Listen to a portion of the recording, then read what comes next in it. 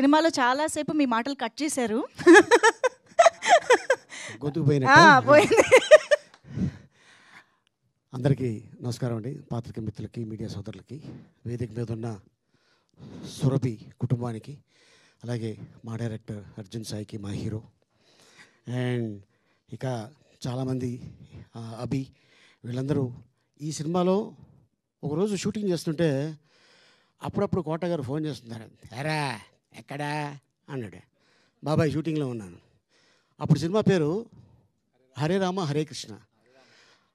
అంటే ఎవరెవరు ఆర్టిస్టులు అన్నాడు ఆయన.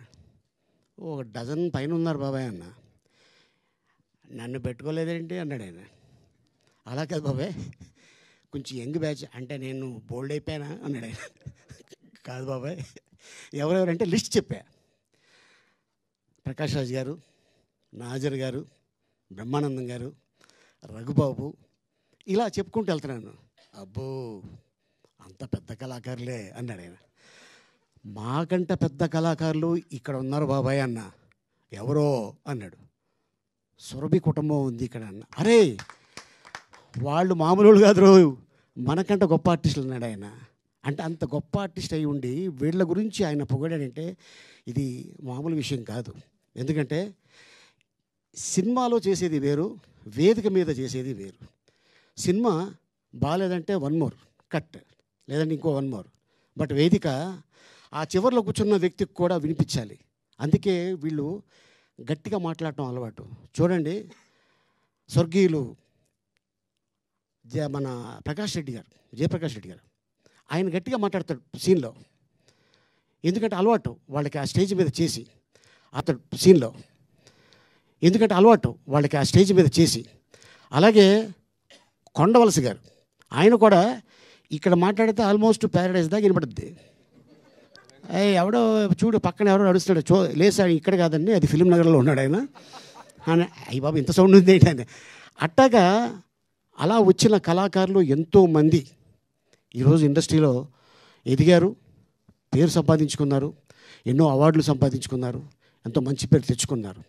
అలాగే గ్రేట్ అక్కినేని నాగేశ్వరరావు గారు అలాగ వేదిక మీద ఒక సీన్ చేస్తున్నప్పుడు చూసి, గెటప్ కూడా ఆయన లేడీ గెటప్ తోటి డ్రామా చేస్తే చూసి మెచ్చి అప్పుడు ఇండస్ట్రీలోకి వెళ్ళటం జరిగింది. ద గ్రేట్ నందమూరి తారక రామారావు గారు. అలాగే ఎంతోమంది నటులు అప్పటి నుంచి చూసుకుంటే ఇప్పటిదాకా ఇంకా స్టిల్ వస్తూనే ఉన్నారు, వస్తూనే ఉంటారు, రావాలి. ఎందుకంటే వీళ్ళు చేసేది సురభి వాళ్ళు. నేను ఒకరోజు అనుకోకుండా వీళ్ళని ఒకసారి చూడాలి అని అనిపించి, బోయినపల్లి కదా మీరందరూ ఉండేది, బోయినపల్లిలో లింగంపల్లిలో వీళ్ళకి ఒక కాలనీ ఇచ్చారు అప్పుడు నందమూరి తారక రామారావు గారు. సో కాంగ్రెస్ ప్రభుత్వంలో వీరికి ఒక స్థలం ఇవ్వటం జరిగింది. దాంట్లో వీళ్ళు చిన్న చిన్న ఇల్లులు కట్టుకొని ఉన్నారు పాపం. ఎందుకంటే నాటకాల సీజన్ లేదు, అందరూ టీవీ లేకపోతే సినిమా. కానీ నాటకం ఇక్కడ కాదు, అమెరికాలో కూడా చాలా ఈవెంట్లో లోకల్ వాళ్ళు చేస్తుంటే ఓహో నాటకం ఎంత గొప్పదనేది నాకు అప్పుడు అనిపించింది. ఈ వేదిక మీద 2 గంటలు నాన్ స్టాప్, ఎక్కడ కూడా డైలాగు ఆగకుండా, తప్పు చెప్పకుండా, విత్ ఎక్స్ప్రెషన్ తోటి ఫస్ట్ నుంచి ఎలా ఉన్నారో ఎండ్ వరకు, ఆ నాటకం అయ్యే వరకు అలాగా ఉంటారు. నిజంగా దీన్ని పాయింట్గా తీసుకొని మా డైరెక్టర్ సాయి ఎందుకు చేయకూడదు మనం ఈ కథని అని చెప్పి, సో రీసెంట్గా మా అన్న బ్రహ్మానందం గారికి ఫిల్మ్ఫేర్ అవార్డు వచ్చింది. అది రంగమార్తాండ. సో అది కూడా ఆల్మోస్ట్ ఈ రంగానికి సంబంధించింది. అంతకుముందు రాణా కూడా ఒక సినిమా చేసి ఉన్నాడు, కృష్ణవంద జగద్గురు. అది అని అంతకాకుండా దాని ముందు ఇంకా చాలామంది డైరెక్టర్లు తీశారు. కానీ నేను చాలా హ్యాపీగా, ఎందుకంటే ఈ విషయం చెప్తున్నాను, ఇంతమంది ఆర్టిస్టులు ఒకప్పుడు ఈవీవి సత్యనారాయణ గారు బతుకున్న రోజుల్లో ఇంతమంది ఆర్టిస్టులు ఉండేవారు, జంజాల్ గారు బతుకున్న రోజుల్లో ఇంతమంది ఆర్టిస్టులు ఉన్నారు. అలాగే రాయలింగి నరసింహారావు గారు, వారి సినిమాల్లో కూడా ఇంతమంది కమెడియన్స్ ఉండేవాళ్ళు. అలాగే పెద్దవంశీ గారు, ఇలాగే ఎంతోమంది డైరెక్టర్స్.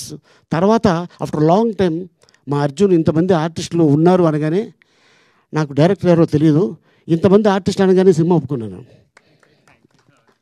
అండ్ నేను ఆ లొకేషన్కి వెళ్ళిన తర్వాత తను చిన్న ఆర్టిస్ట్తో ఎలా ఉన్నాడో పెద్ద ఆర్టిస్ట్తో అలాగే ఉన్నాడు, టెక్నీషియన్స్ తోటి అలాగే ఉన్నారు.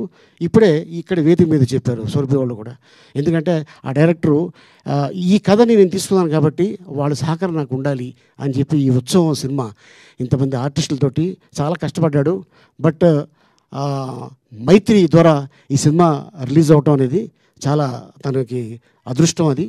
సో అలాగే ఈ సినిమా బాగుంటే దీన్ని ప్రోత్సహించండి. ఎందుకంటే ప్రేక్షక దేవుళ్ళు వాళ్ళే డిసైడర్సు. ఒక సినిమా తీసుకెళ్ళాలంటే పెద్ద హిట్ చేయాలంటే మీ తర్వాతనే ఇంకా. సో ఎలాగో మనం సక్సెస్ఫుల్గా వినాయక చవితి అయిపోయింది కాబట్టి డెఫినెట్గా జనాలు నెక్స్ట్ మళ్ళీ థియేటర్కి వస్తారు. ఈ సినిమాని ఇంకా పెద్ద సక్సెస్ చేస్తారని ఆశిస్తున్నాను.